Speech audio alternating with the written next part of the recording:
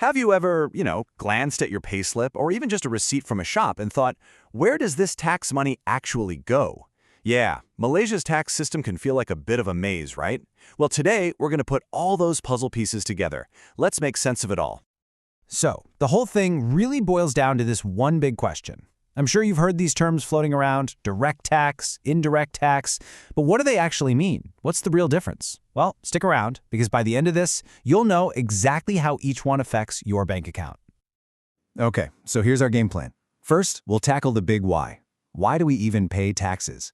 Then, we'll break down the two main kinds. After that, we'll put them side by side to see how they stack up. And finally, we'll see how it all comes together to build Malaysia. Sound good? Let's jump right in. All right, first things first. Why do taxes even exist? The easiest way to wrap your head around it is to think of taxes as, well, the engine that keeps the whole country running. And it's really that simple. Taxes are, hands down, the main source of cash for the Malaysian government. It's the money that funds literally everything they do. You could say it's the lifeblood, the thing that makes all our public services and infrastructure even possible. So where does that money end up? Well, it's the fuel for national development. We're talking roads, schools, all that important infrastructure. It's also what pays for the public services we all count on, things like hospitals and our safety services. And on a bigger scale, it helps keep the economy on a steady track. Okay, so in Malaysia, every single tax fits into one of two big buckets. It's pretty straightforward.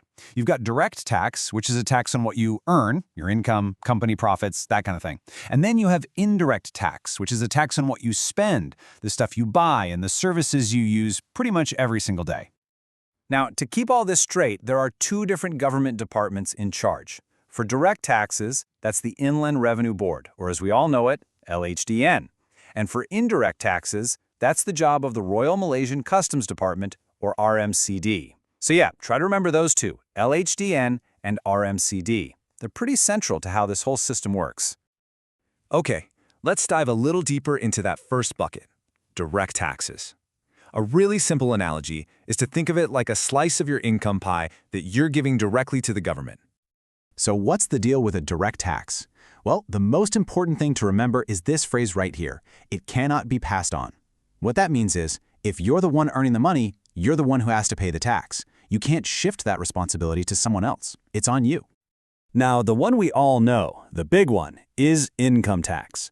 This is the tax on money you make from your job, a business, maybe rent you collect, all that stuff. And what's really interesting is that for people, it's a progressive system. Basically, the more you earn, the higher the percentage of tax you pay, from 0 all the way up to 30%. Companies are a bit different. They usually pay a flat rate of 24%. And who's collecting all this? Yep, you guessed it, LHDN. But hey, it's not just about income tax. There are other direct taxes too. For example, if you sell a property and make a profit, there's real property gains tax. There's also stamp duty, which you'll see on things like loan agreements, and a special tax just for the petroleum industry. But you see the common thread, right? LHDN is the one managing all of them. All right, let's switch gears and look at the other side of the coin, indirect taxes. Now this is the tax you pay almost every single day, and a lot of the time, you probably don't even notice. It's like a hidden price tag that's just part of the cost of things. And here's the key difference. Remember how with direct tax, you can't pass on the burden? Well, with indirect tax, the burden gets shifted. The business, say a store or a restaurant, collects the tax from you, the customer. Then they're the ones who pass it on to the government. So even though you're paying for it, they're the ones handling the paperwork. This is a perfect way to see it in action. Let's say you buy a new laptop. Chances are a 10% sales tax was built into the price. Or you go out for dinner with friends. That 6% service tax on the bill, that's an indirect tax. Thinking of buying a new car? A big chunk of that price is excise duty. See? It's everywhere in our daily lives. So the main ones you'll run into are sales tax on goods and service tax, which is obviously on services. Then there's something called excise duty, which is a special tax slapped on certain things like tobacco, alcohol, and cars. And remember, who's in charge of collecting all this? That falls to the RMCD.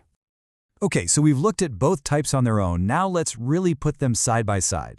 I think this is where it all starts to make perfect sense. This chart just lays it out so clearly. Let's run through it. Direct tax is on your income, you can't shift the burden, and LHDN handles it.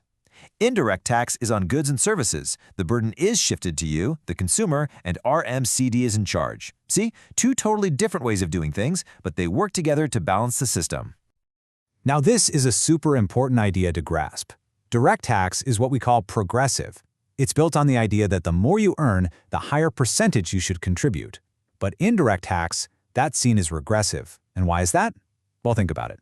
The 6% service tax on a cup of coffee is the same amount for a high-flying CEO as it is for a student. For the student, that tax is a much bigger chunk of their disposable income. So, now we get the how it all works. But what's the so what? What's the payoff? Let's wrap things up by looking at how these two different tax systems come together to, well, build Malaysia. And this is really the big picture. Direct taxes bring in that element of fairness, right? Your contribution is tied to your income. But at the same time, indirect taxes give the government a really steady, reliable source of money because, let's face it, people are always buying things. And when you put them together, you get the funding for everything, from hospitals to highways. This quote right here just nails it. The government isn't just relying on one source of income. By having this mix of direct and indirect taxes, it creates a really diverse and stable flow of money. And that's crucial for helping the country get through any economic challenges that come its way.